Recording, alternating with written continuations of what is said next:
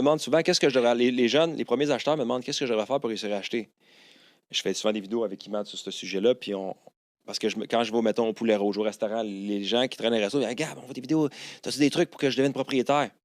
Puis, tu sais, ce que je leur dis essentiellement, c'est est-ce que tu es prête à travailler, à sacrifier beaucoup d'années, puis de dire je vais l'acheter, mais genre dans 8 ans, moi peut-être avoir 2 jobs, faire des sacrifices. Je vais au moins vivre ma vie maintenant, aller dans les festivals, puis me gâter parce que je dois faire des sacrifices pour que dans 8 ans, je réussisse à acheter. Tu sais, ça demande des bouchées doubles pour économiser, des bouchées doubles, puis avoir une vision à long terme, être prête à dire c'est vraiment pas pour tout de suite. Je vais peut-être avoir acheté avec une autre personne, exemple avec un ami, un duplex.